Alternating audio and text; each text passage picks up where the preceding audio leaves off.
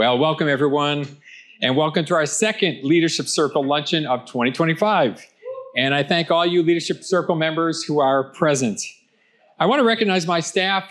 If y'all could just hold up your hand or stand. But Lance Peterson, Amy O'Donnell, Ashley Sosa, Reagan Hogan, Kristen Bagare, who is off with her kid for a medical procedure, and Deirdre Cooper, who is working from home with her kids.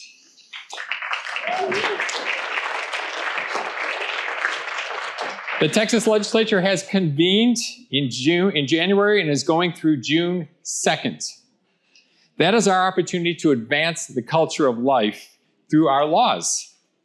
My staff and I are spending a great deal of time working in the Capitol these days, meeting with legislators and their staff.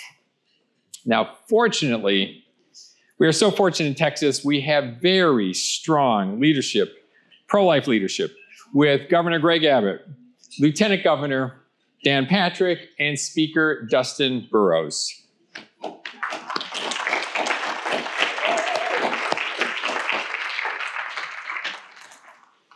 We are advocating to keep the substantial pro-life gains that the legislature has achieved over the years. First of all, we're keeping the Alternatives to Abortion Fund program very well funded. The legislature is on track to do that by increasing the funding from the last session of $165 million to at least $180 million. There is no other state like Texas. And we want to prevent the gutting of the Human Life Protection Act. Now, that's the law that protects unborn babies from conception, the law that we have all dreamt about since 1973, 50 some years ago. Now, I realize not everybody here is 50, so you started dreaming a little bit later. But those of us who are 50 plus, we were dreaming for a long time. And we have that law in Texas. Now we have to keep it. That law has a carefully crafted exception that for very rare and very tragic cases, when the pregnancy is life-threatening for the mother. The exception that was upheld by the Texas Supreme Court as constitutional and clear for doctors to understand. But has anyone heard the claim that Texas law is endangering women's lives because doctors cannot possibly perform abortions to save women's lives for fear of being arrested in those rare cases? Yes, we're all hearing that in the media.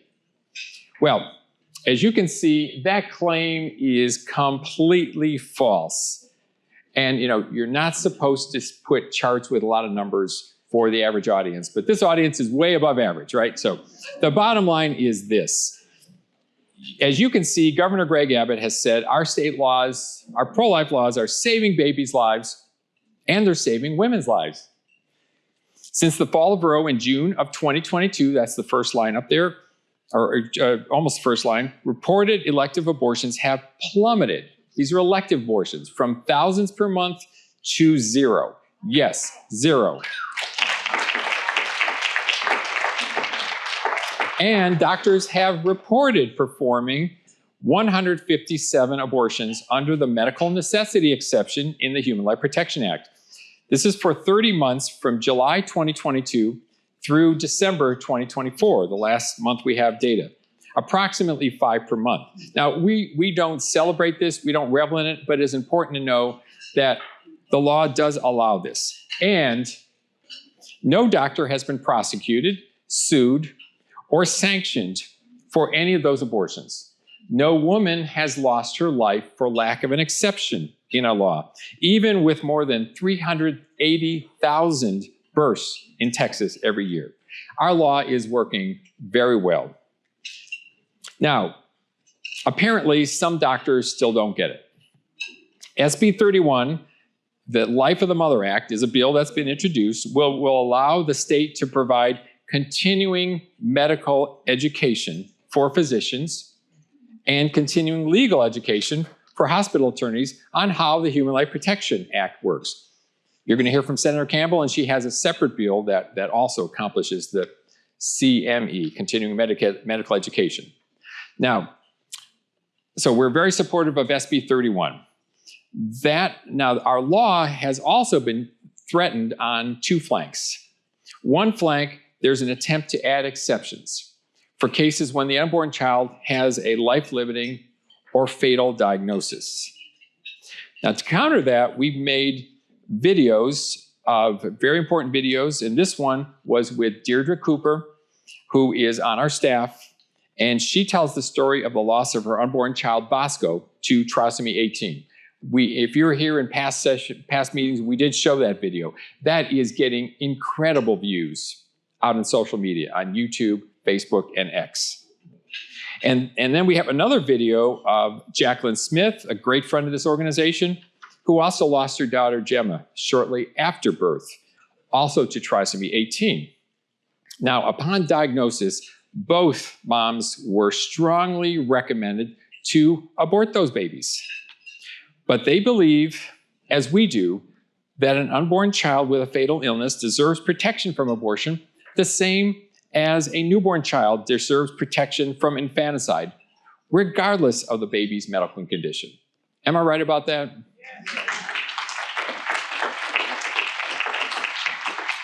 This video also is getting tremendous play. And we really credit to these videos and our educational campaigns. We had Deirdre speaking at the Texas Rally for Life in January. Jacqueline spoke at the Texas Rally for Life the year before. I mean, it's really making a difference and taking the wind out of the sails of the people who want to advocate for gutting our law. And Jacqueline Smith is here, and we commend you. Jacqueline, could you stand?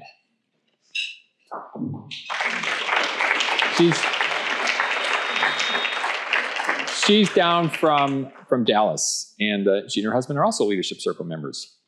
Now, the other flank is one you're just not going to believe, but I will have to explain it. And it's a threat from a small but energetic group of individuals who want to criminalize abortion for women, including a possible death penalty. Now, there is a bill that would do just that, and we oppose it. We believe that this is a very bad idea for a number of reasons, and I can click them off. But first of all, there has never been criminalization of abortion criminalization of women for abortion in Texas or any other state. From our first law in the 1850s up to 1973, women were never prosecuted in Texas or other states. We don't need that now. Just a number of things.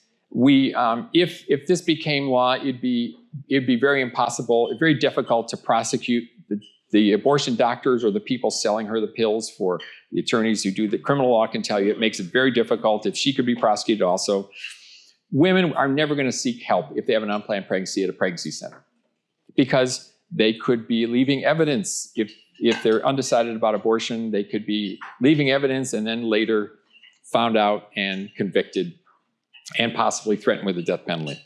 Post-abortion, women after having an abortion, if they could be criminalized afterwards, if they could be convicted, they're never going to seek help for post-abortion counseling ministries for obvious reasons. So just not a good idea. So we did a very nice video with Amy and me, and we pushed it out last Friday. It's already getting tens of thousands of views. Just on X, we can see 19,000, and that was yesterday. On Facebook, I think we're like close to 100,000. So we're getting that word out, and guess what? Nobody has any really serious arguments against us on that. So that's good. That argument, that bill is dead, and we're very glad about that. We have been testifying on a number of pro-life bills in the Senate and the House. Here I testified for Senate Bill 31 and for Senator Campbell's bill, which you're going to hear about, that affects Austin and San Antonio, but I'll let you give her the detail. Don't want to spoil it for you, but it's a good bill. Amy and Jacqueline have been testifying, and they testified on a bill to provide bereavement for families that lose their babies after birth. This is part of the pro-life movement, of course. And there's a bill to provide information to families about perinatal palliative care upon diagnosis of a fatal condition of the unborn child, instead of promoting abortion of that child. So this is really providing compassionate care for people who are faced with this very difficult situation, as an alternative to abortion. And we want to thank State Representative Valerie Swanson, who is not here. Her district is in Houston, but for carrying that bill. We've enjoyed working with her. Jacqueline has been a big part of this effort and continues to travel from Dallas down to here. And we really, really appreciate that, Jacqueline. A really interesting bill that Ashley testified for just yesterday would create an 8-foot tall Texas Life Monument on the Capitol grounds. Now you can see that is not full size. It's 8 feet. And there's a place on the Capitol that I've got picked out on the Capitol grounds, which is just perfect for it. Basically, it's just a beautiful tribute that honors the miracle of life and the irreversible role of mothers. I mean, how often are we hearing that now? We need this message. So the genius and vision behind this project is former state representative and leadership circle member, Tim Von Dolan. A lot of us know Tim very well, and he's associated with a group we love, St. John Paul II Life Institute. There's a lot of those groups that we love. But can you imagine how wonderful it would be to have that beautiful monument on the Capitol grounds? So this is a team effort, and at this time, I want to ask each member of our Public Policy Committee who's here to please stand.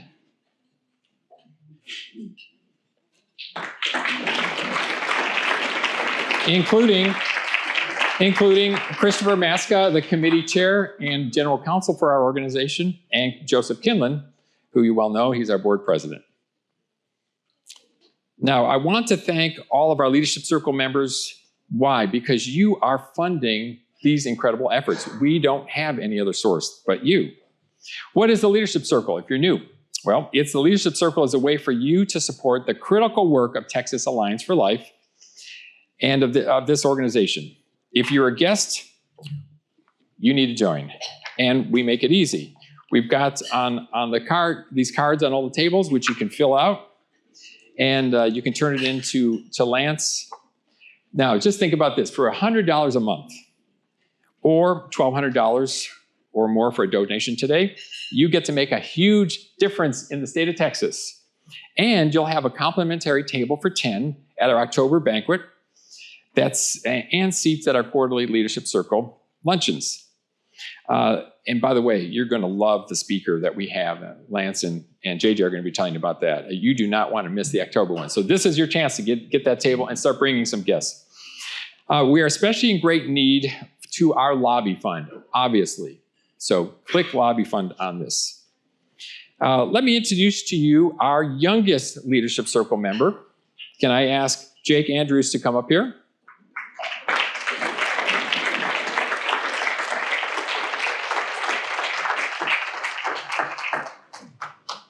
Now, Jake is a student, 8th grade student at Holy Family Catholic Church in North Austin.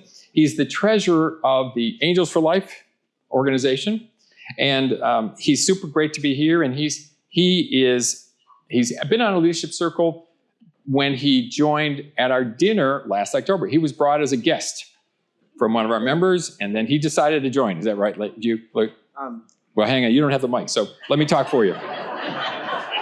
But I know the details, anyway, I have something here for you. It's this Leadership Circle pin, which everyone wants to have. So I'm going to give this to you, Jake. You want on the left or right corner? Right here.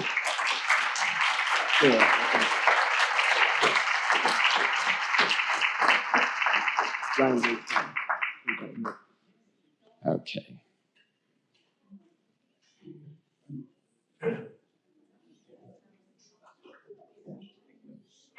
Jake, we should have practiced this, and I'm obviously have not practiced it.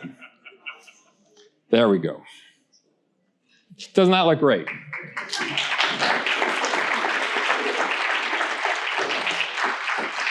And his mom, Jenny Andrews, is here. Jenny used to be on our staff for many years, so thank you very much. But the last time I saw him, he was a little guy rolling down the hill and all that stuff. So thank you, sir.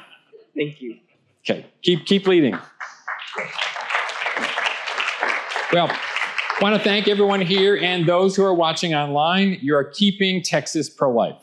Now, at this time, it is super great honor to introduce a steadfast champion of life, Senator Dr. Donna Campbell, representing Senate District 25, which includes Northern Bexar County, Western Travis County, and a bunch of counties in between. Senator Campbell brings really a unique perspective as a board-certified emergency medicine physician and ophthalmologist. When the pro-abortion people have to counter a super well-informed pro-life physician on the Senate floor, it's not easy for them. She's pretty impressive. She's a devoted mother of 4 daughters and a deep woman of deep faith. Since taking office in 2013, Senator Campbell has been a determined advocate for the protection of the unborn, earning her the prestigious Courageous Defense of Life Award from Texas Alliance for Life, especially for her authoring Senate Bill 22. Now, you remember that was in 2019, which completely defunded Planned Parenthood from state dollars.